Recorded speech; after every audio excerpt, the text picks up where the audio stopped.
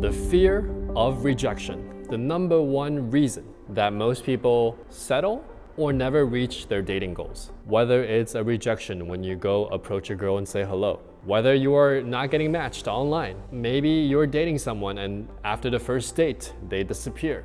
All of this makes us feel like we're not good enough. So today I want to give you 11 of the most powerful tips that you can use now that are rejection proof.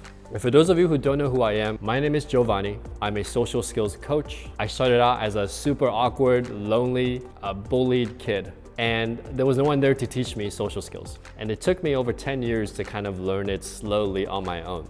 And my job for you is to be able to distill the knowledge from all those years so that you can learn it in a fraction of the time that it took me.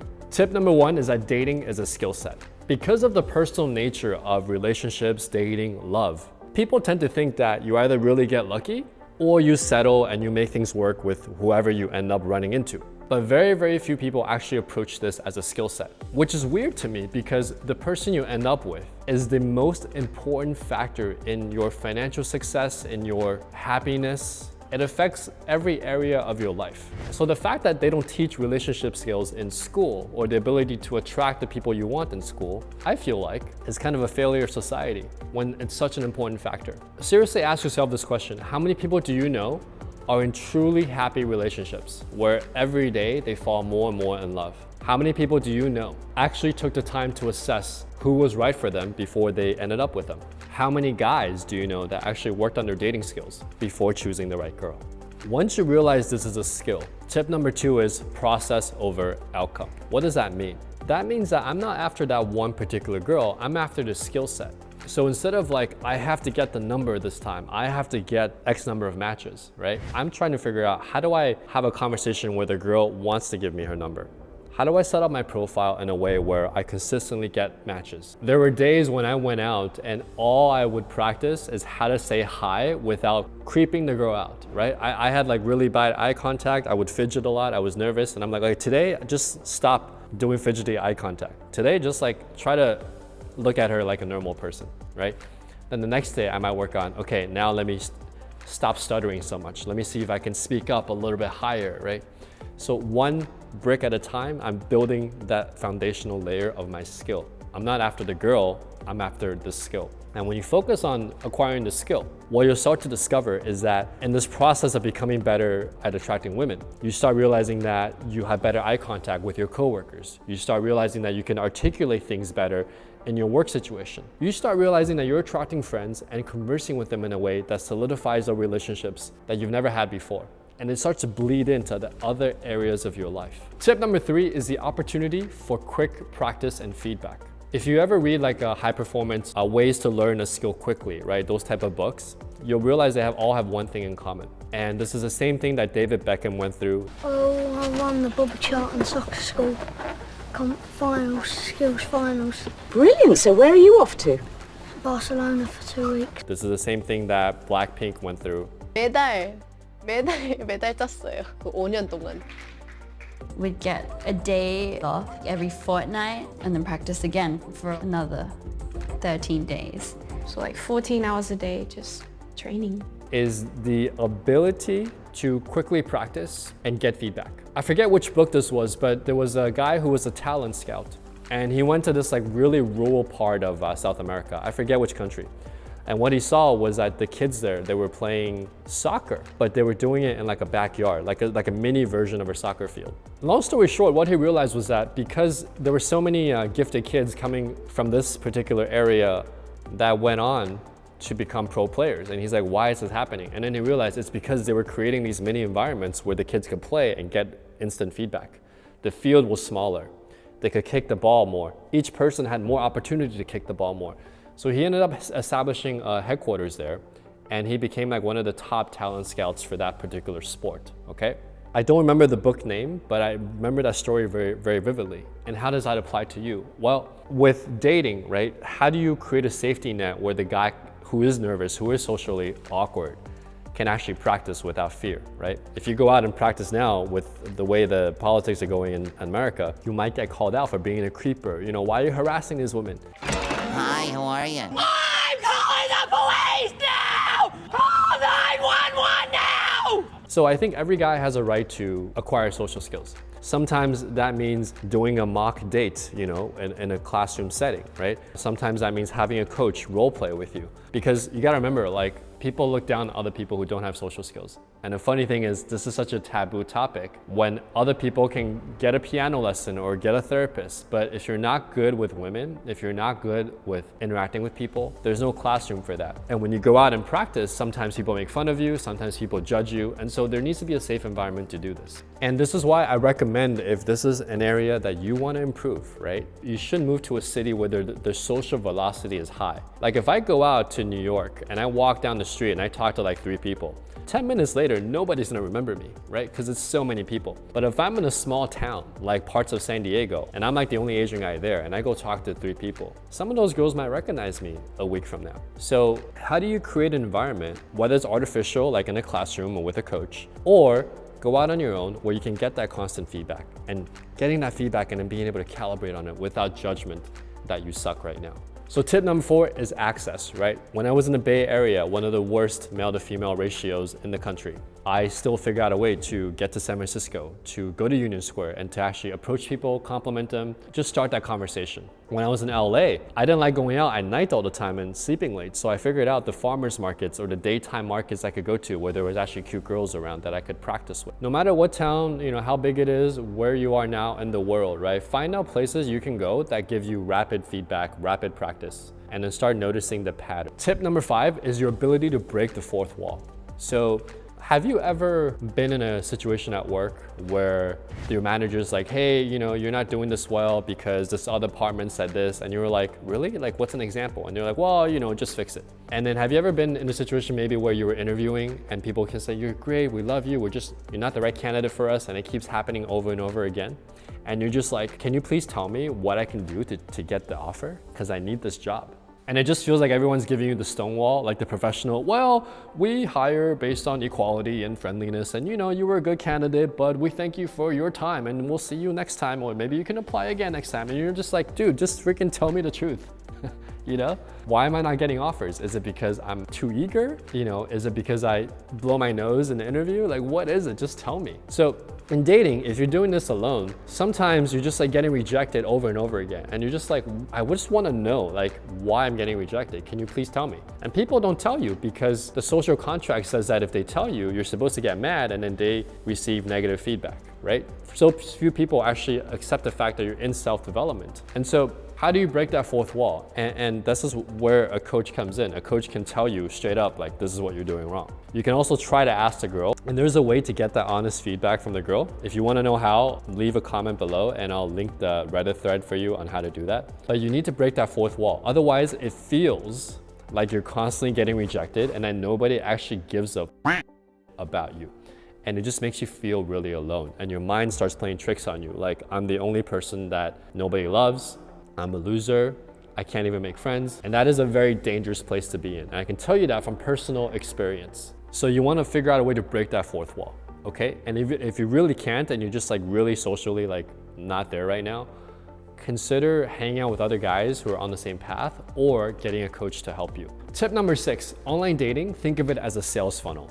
The first layer of the funnel is your main profile picture, then the rest of your pictures, then your bio, right? Once you figure out this funnel, it can work for anybody. The less good looking you are, the more optimized this funnel has to be. Most people just think, oh, I'm not good looking, I'm Asian, or I'm this or that, I'm too short, I'm too tall, whatever, and they just blame women. When in fact, you gotta look at it as a marketing funnel and you have to optimize it. Tip number 7, online dating should be a secondary funnel. I can tell you, even for really good looking guys, right? Sometimes even mini celebrities, they get matches online, but they gotta put in the work. But the ROI is not always there, even for me, even for a lot of really high value guys. A lot of times it's easier if you know how to go to an event that has a lot of cute girls than to actually do all the swiping and the messaging with online dating. Even for me, I view online dating as a secondary lead source to my main social activities. And that's where the most value is being added because I'm not reliant on just a digital thing to get me my leads, right? Leads in terms of potential dating prospects. We also know that in online dating, 20% of the women receive 80% of the messages. The hottest women get 25x, whereas the hottest men get 10x. And most men get about 2x, which means that you're competing with a match ratio ratio of like 1 to 20, right? So the numbers are not in your favor. But if you're in person and you can go up to a girl and say hi, so if you guys can do that and have actually a cool conversation, you're like 1 out of like 2 guys there who can do that, okay? And there's like 20 girls, right? So the odds are in your favor if you know how to do this in person. Tip number 8 is learn how to talk to people in general. So a lot of guys in the beginning, they're like, I want that girl, I have to get that girl. And I'm like, okay, cool, I hear you, but you're not quite there yet. So instead of getting a girl, how about just like, how can I come across as a fun person to talk to? And sometimes I'll even talk to other guys. Older, younger, I'll talk to old people on the street. I'll talk to, you know, kids in high school. I will talk to a baby if it knew how to talk. I just wanted to know how to like present myself well. And what are the social rules that govern that, right? Unthreatening greeting, right? A genuine smile, but not keeping the smile like a creep, like, hey, how are you? And it's like, hey, how are you? Nice to meet you. And then going back to a normal facial expression. And then being able to tell a story about why I'm talking to them. You know, I just thought you had such a cute family. You guys seem like such a positive energy around you. I just wanted to compliment you and yeah, have a nice day. And then the next step is like, how do I transition a greeting to something real, right? So it's like, you guys are such a positive energy, have a nice day. Before I go, I'm just curious, do either of you work in technology by chance? Oh, the reason I'm asking is because I just moved here from New York and I'm considering taking up a job again. And I was just curious, like, what's your experience like been working at your company? Okay, now we're looking for a hook, right? Conversational hook. And once you hook that, and the couple would tell, oh yeah, you know, I just got an offer here at this company, blue chip company. And you know, it's been great for me. And you know, if you want, I can add you on LinkedIn. And now you have a new ally, right? So just learning to talk to people will help you with your dating life. Learning how to talk to girls will eventually help you talk to other people as well, and it feeds into each other. So it's not just about getting the girl, it's about learning to seek the truth and to connect with other human beings. And your ability to do that is a skill. And as you build that skill set, every other area of your life will improve. How do I know this? Because I was that guy who was really IQ smart, but had no friends, was a virgin at 23, and just was miserable. And I built my social skills step by step. And the good news for you, if you like this video, subscribe to this channel, is that it will take you a fraction of the time it took me, because now I'm distilling all my knowledge to you for free on this channel, so you can achieve the results much faster than I did. Tip number 9 is just say hi and you win, okay? Now, a lot of guys have this fear in their head because we've been evolutionarily programmed to have this fear. For most of human history, we were in tribal societies of 30 to 50 people. If you said hi to the wrong girl, right, she'll reject you and tell all the other girls,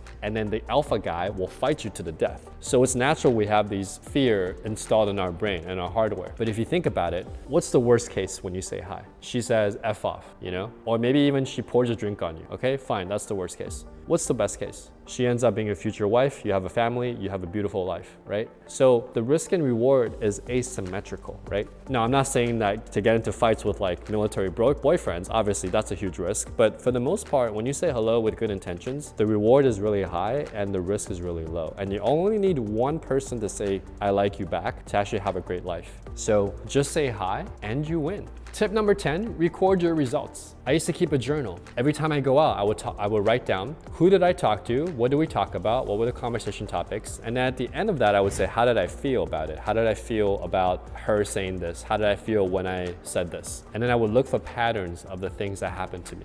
And eventually I was able to spot, oh, every time I said interesting, the girl thinks I have nothing else to say, right? So I got to follow up interesting with, well, you know what's more interesting is this, right? So you start seeing patterns in your own experiences. And the only way to keep track of that is to document it. Peter Drucker, the management consultant, would tell you what gets measured gets managed. And this is true for your personal life as well. Tip number 11, seeing is believing, okay? Sometimes you just reading it on a forum or even watching a YouTube video is not enough, right? You need to see it. And some of the YouTube video clips, you don't even believe it. For me, when I went out to meet a mentor, and he was an Asian guy who wasn't as good looking as me, I thought, and he was getting better results than I was, and I saw how he did it. It shattered a lot of limiting beliefs I had about what was possible. When I saw another, white dude who I thought wasn't that good looking, but he was getting results as well, and I hung out with him and I felt his energy, and I was like, oh, even I feel inspired and more cool around him. That shattered a lot of limiting beliefs as well. So for me, I had to see it to believe it, and when I saw it, I could no longer deny that it wasn't possible. So that's why clients fly out to Vegas to see me. And wherever you are now, find a coach who you know is already getting the results you want, and you ask him to repeat those results. He or she should be able to do that if they're good. All right, tip number 12, bonus tip. On the sexual marketplace, let's say from 0 to 10, right? Let's just say supply and demand wise, 0 to 10, 10 being the highest value male versus 0, no value. Let's say you're a 6. Your style will get you 2 points, from a 6 to an 8.